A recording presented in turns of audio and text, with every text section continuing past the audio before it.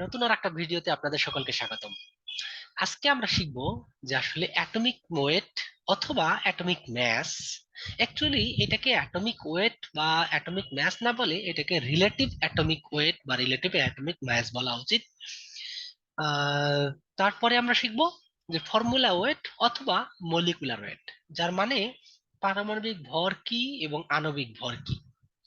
তো এই দুইটা জিনিস পড়তে গিয়ে আমরা একটু পিরিয়ডিক টেবিলে যাব। যে আমি প্রথমে একটা পিরিয়ডিক টেবিল দেখিয়ে নিব যে আসলে পিরিয়ডিক টেবিলে আমরা দেখি কি। এই যে আমি একটা পিরিয়ডিক টেবিল খুলে রেখেছি, সরি, হ্যাঁ, এই যে এখানে দেখতে পাচ্ছেন যে একটা ক্লোরিনের অ্যাটমিক নাম্বার হলো 17, মানে পারমাণবিক সংখ্যা হলো 17, আর পারমাণবিক ভর দেওয়া আছে 35.453। কিন্তু আমরা জানি কি আসলে পারমাণবিক ভর বা অ্যাটমিক ম্যাসটা স্বাভাবিকভাবে আমরা হিসাব করি যে আসলে একটা পরমাণুর মধ্যে যতগুলো প্রোটন আছে এবং যতগুলো নিউট্রন আছে তার যোগফল। প্রোটনের ভর কখনো ভগ্নাংশ হয় না, বা নিউট্রনের ভরও কিন্তু কখনো ভগ্নাংশ হয় না। তাহলে এই যে আমরা এখানে দেখতে পাচ্ছি একটা ক্লোরিনের ভর কি করে ভগ্নাংশ হলো 35.453, যে এটা একটু বিদঘুটে জিনিস। যে আসলে আমরা জানি যে ভর সংখ্যা, পারমাণবিক ভর সংখ্যা মানে হলো একটা পরমাণুর মধ্যে তার যতগুলো প্রোটন থাকবে এবং যতগুলো নিউট্রন থাকবে সেই দুইটা সংখ্যার যোগফল। তাহলে যদি পর- উম, প্রোটন সংখ্যা এবং নিউট্রন সংখ্যা যদি ভগ্নাংশ না হয়, তাহলে ভর সংখ্যা কি করে ভগ্নাংশ হয়? সো এই প্রশ্নের উত্তরটাই আমরা এখন খুঁজবো। যে চলুন আমরা দেখি যে আসলে পারমাণবিক ভর সংখ্যা কি করে আমরা এখানে ভগ্নাংশ পেলাম বা কখন ভগ্নাংশ হতে পারে। প্রাথমিকভাবে যদি আমরা নেচারে বা প্রকৃতিতে যে ক্লোরিন পেয়ে থাকি, তার প্রধান দুই রকমের আইসোটোপ পাওয়া যায়, যেটা আমরা আগের ভিডিওতে শিখেছি যে আসলে আইসোটোপ কি, আইসোবার কি বা আইসোটোন কি। তো সেখানে আমরা আইসোটোপ সম্পর্কে ভালো ধারণা দিয়েছি।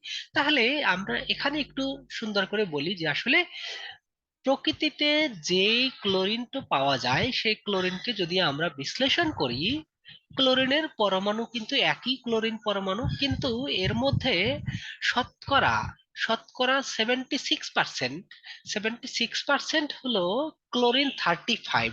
মানে এই যে একটা অ্যাটমের কথা বললাম ক্লোরিন 35, মানে হলো ওই ক্লোরিনটার মধ্যে একটা, তো দুইটা ক্লোরিনের মধ্যেই আমরা পারমাণবিক সংখ্যা মানে প্রোটন সংখ্যা পাবো 17।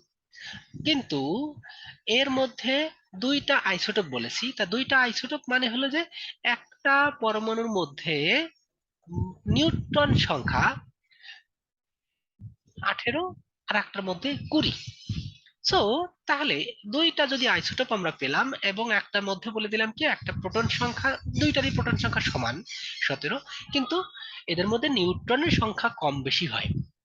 কিন্তু মেইন সমস্যা হলো যে এদের রিলেটিভ অ্যাবান্ড্যান্স, যে আসলে নেচারে আমরা যে অ্যাভেলেবিলিটি বা নেচারে যে অ্যাবান্ড্যান্সটা আছে সেটা কিন্তু এই দুইটা আইসোটোপের সমান নয়। এবং সমান নয় বা কোনোটার একদমই 100% আর কোনোটা 0% এমনও না। ক্লোরিনের ক্ষেত্রে দেখা গেছে কি যে প্রকৃতিতে যে ক্লোরিন পাওয়া যায় তার মধ্যে ক্লোরিন 35 এর অ্যাবান্ডান্স বা অস্তিত্ব এটা হলো 76%, কাছাকাছি, ভেরি ক্লোজ টু 76%। আর ক্লোরিন 37 যেটা পাওয়া যায় তার অ্যাবান্ডান্স হলো 24%। তার মানে এখন আমরা যদি ক্লোরিনের রিলেটিভ অ্যাটমিক ম্যাস বা আপেক্ষিক পারমাণবিক ভর বের করতে চাই, তাহলে আমাদেরকে এই যে রিলেটিভ অ্যাবান্ডান্স এবং অ্যাটমিক মাস, যে আসলে পারমাণবিক ভর বা একটা পরমাণুর যে ভর আছে তার সাথে প্রকৃতিতে যে রিলেটিভ অ্যাবান্ডান্স আছে তার একটা হিসাব করতে হবে। সো সেই হিসাবটা আমরা এখানে করে দেখিয়েছি যে আসলে ক্লোরিন 35 মাল্টিপ্লাইড বাই 76, এটা হলো 35 হলো ক্লোরিনের একটা পরমাণুর অ্যাটমিক ম্যাস বা একটা আইসোটোপের অ্যাটমিক ম্যাস, আর তার অ্যাবান্ডেন্স 76 প্লাস 37 হলো ক্লোরিনের আরেকটা আইসোটোপের মাস এবং 24 হলো তার অ্যাবান্ডেন্স। সো যেহেতু আমাদের টোটাল সংখ্যাটা 100%, তো সেক্ষেত্রে আমরা 100 দিয়ে ডিভাইড করছি। সো এখন যা পেলাম রেজাল্টেন্ট তা হলো 35.48। মানে আমরা যেটা একটু আগে পিরিয়ডিক টেবিলে দেখালাম সেখানে ছিল 35.453। So that is close two 35.48। যে আসলে এখানে 76% এক্স্যাক্টলি না, 37, এখানে 24% না, আমি সংখ্যাটাকে সিম্পলিফাই করার জন্য সংখ্যাটা এরকম করে নিয়েছি। তাহলে যে আসলে প্রকৃতিতে কোনো একটা পদার্থের বা কোনো একটা পরমাণুর যতগুলো আইসোটোপ থাকবে এবং তাদের রিলেটিভ অ্যাবান্ডেন্স গুলো মাল্টিপ্লাই করে যদি 100 দিয়ে ডিভাইড করে যেই সংখ্যাটা আমরা পাবো সেইটাই আসলে ওই পরমাণুর পারমাণবিক ভর।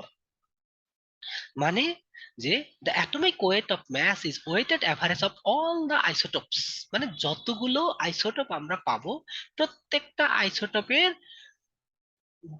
রিলেটিভ অ্যাবান্ডেন্স এর সাথে মাল্টিপ্লাই করে অ্যাটমিক মাস গুলোকে জাস্ট 100 দিয়ে ডিভাইড করে দিলেই আমরা যেই সংখ্যাটা পাবো সেটাই হবে আমাদের ওই পরমাণুর পারমাণবিক ভর বা আপেক্ষিক রিলেটিভ অ্যাটমিক মাস বা রিলেটিভ অ্যাটমিক মাস এটা।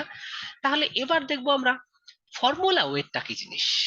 তাহলে যে কোনো একটা পরমাণু, উম, যে কোনো একটা অণু, যে কোনো একটা অণু লিখতে আমাদের যতগুলো পরমাণু লাগবে, প্রত্যেকটা পরমাণু কতগুলো সংখ্যা আছে, কয়টা করে সেই পরমাণু আছে, প্রত্যেকটা পরমাণুর রিলেটিভ অ্যাটমিক মাস মাল্টিপ্লাই করে যদি সাম আপ করা হয় তাহলে ওই সংখ্যাটাকে বলবো আমরা ফর্মুলা ওয়েট।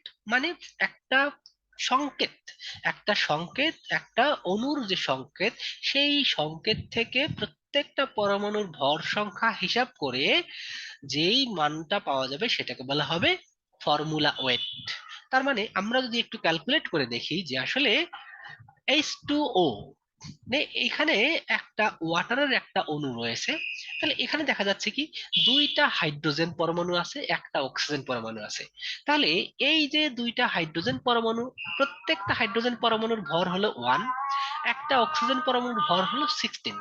তো সেক্ষেত্রে আমরা এখানে পাবো কি দুইটা হাইড্রোজেন পরমাণু মানে 1 × 2, আর একটা অক্সিজেন পরমাণু, তাহলে এর ব্যাস হলো 16।